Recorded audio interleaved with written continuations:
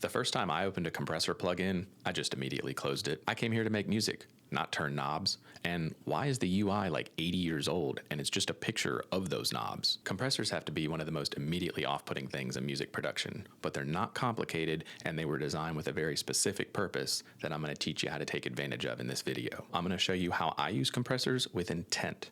Don't just open the compressor and apply the settings that I tell you to or that anybody else tells you to. Know what you're doing with the knobs and go in with a purpose. I started to understand compressors more when I only applied them because I wanted to fix something specific. So let's start there. All right, so when should you use compression and what settings do you use? The first thing I had to do was shift my thinking from if I just copy this guy's settings, I'll have an amazing sound, to once I understand what all these knobs do, I can use the compressor to do what I want. I did not sound like Post Malone when I used his official vocal chain. The reason it doesn't is because you need to come at each one of these plugins as setting it up for that track, for that song, for that sound. Every one of them has a specific use case, and you can't just take one generic setting, a template, and apply it to everything and expect good results. So once I got past that mindset, everything became a little bit easier. Why do we have compressors in the first place? What are they here for? Well, 80 years ago, they were recording music, and 80 years ago, they had the same problem that we do today. Raw vocals through a microphone kind of sound like ass. You have to modify it to make it sound good. Essentially, compressors were designed so that they could automate turning the volume up and down on a track. I use them for things like preventing my vocals from trailing off at the end of a verse. I use them on the acoustic guitar to even out my strumming. I use it on the bass guitar for basically the same thing. And I'm sure there's thousands of use cases that I haven't even gotten to yet.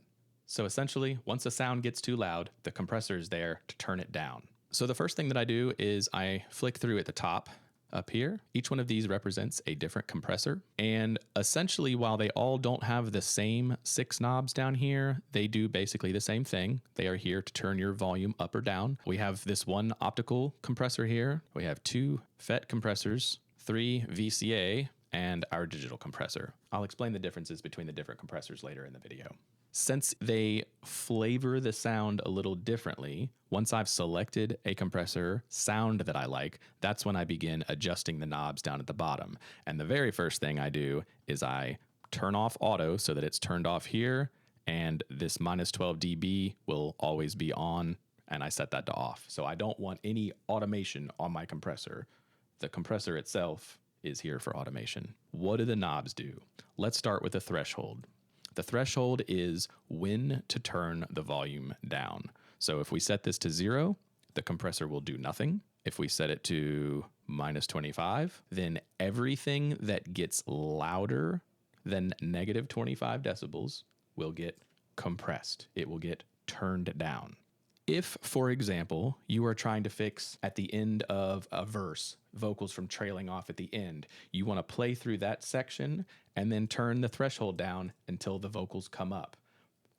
Or the inverse of that, you're trying to compress the vocals because the initial part is really loud and then it gets quiet as the singer goes on or as you go on. I do that a lot. Both of those are scenarios where you're going to want to adjust the threshold down until you hear the specific problem that you're trying to fix get corrected, and then we can move on. Now that your sound is being turned down, is it being turned down enough? That's your ratio knob. At 2:1, you let half of the sound through. So if I set this to 2:1, then half of the sound that goes above negative 25 gets through. So if your threshold was, for example, negative 30, and a sound that would have been negative 20 hits the compressor, that sound is now negative 25 decibels. If that same sound hits the compressor, but you instead had the ratio set to 10:1, well, then that sound's now going to be negative 29 decibels. It's going to be significantly more turned down. My general rules of thumb are I use about 1.4 to 2.5 or so to start out with, especially with vocals. And then I go up from there. I generally don't go above 3 unless I'm trying to fix a specific problem. Next is attack. Attack is how quickly do we turn down the knob.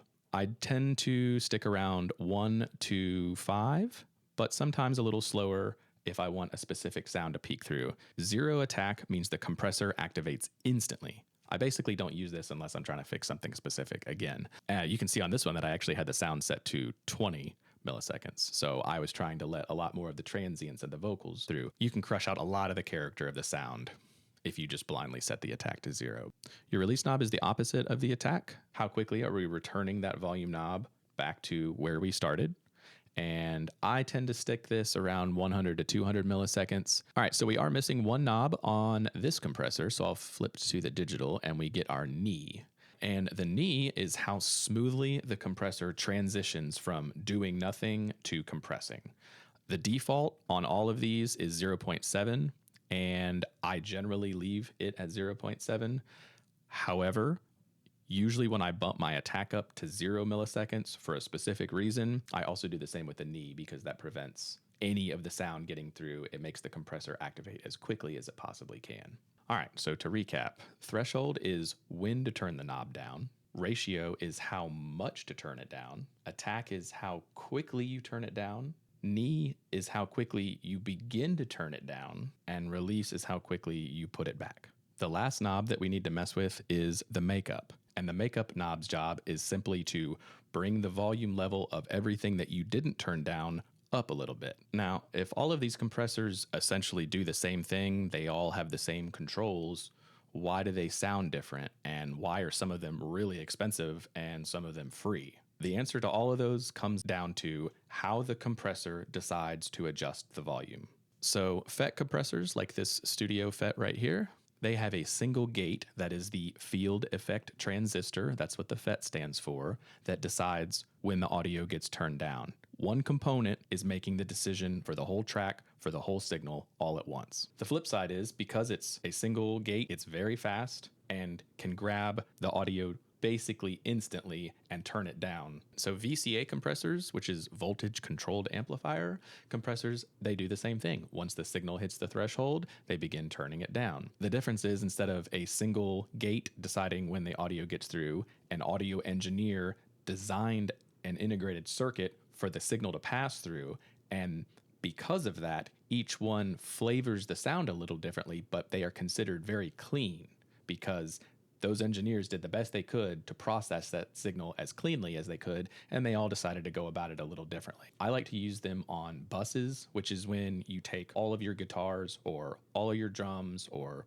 all your vocals and you send them to a single bus, and then you just put like 2 to 3 decibels of compression. It kind of makes everything sound like it's in the same room. That's what people mean when you hear them say the glue. The last compressor is the Optical, and I tend to use this one the most. For whatever reason, it seems to make the sound the most pleasing to me. Again, it's performing the same function. It's turning the volume down, but again, we are deciding when to do that a little differently. So an optical compressor, whenever the sound hits the threshold, it tells a light to illuminate. And the further the sound goes beyond the threshold, the brighter the light bulb gets. Opposite of the light bulb, there's a detector, and the detector is measuring the intensity of the light bulb, and in response to that, compressing or turning the volume down. That's how optical compressors flavor their sound, because they all have a little bit of different lag time, brightness time, photosensitivity. They all use different materials to essentially achieve the same goal, and all of them ultimately result in slightly different characteristics that appear in your sound. One neat trick that I learned while I was making this video, I was trying to find a way to visualize how a compressor works. And if you take a track, for example, this vocal track right here, you can see I almost always initially am louder than the rest of the verse, and then I taper off towards the end. You can hit Control B, and it'll bring up this bounce in place, and you can just hit OK. The default settings will look at it and bounce out.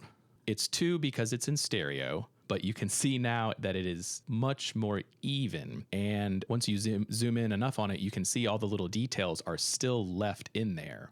All the little peaks and valleys, even though it's turned down significantly, the detail of the sound is there. And that's what you want to make sure that you don't lose. If you look at this and you see 2 flat lines, you've done too much compression, unless that's the intent. Another thing that helped me is realizing just how subtle the changes are that you need to make with compression, and honestly with a lot of these tools, for them to be effective. You can make big sweeping changes very easily, and then you're just doing too much. So I'm going to play through one of the verses of my songs. I'm going to play through it 3 times. I'm going to do once without the compression. I'm going to do it a second time with the compression.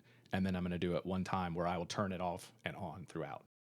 Well, baby, I wish I could show you how I see the world when you're by my side. I think you're missing out on a different point of view. All right, so now we'll play through with the compressor turned off. Well, baby, I wish I could show you how I see the world when you're by my side. I think you're missing out on a different point of view. All right, and I'm going to leave it on to start, and then I'll turn it off and on throughout this one. Well, baby, I wish I could show you how I see the world when you're by my side. I think you're missing out on a different point of view. That's going to be it for this one. Let me know in the comments below if any of this helped you out, and I look forward to seeing you in the next one. Peace.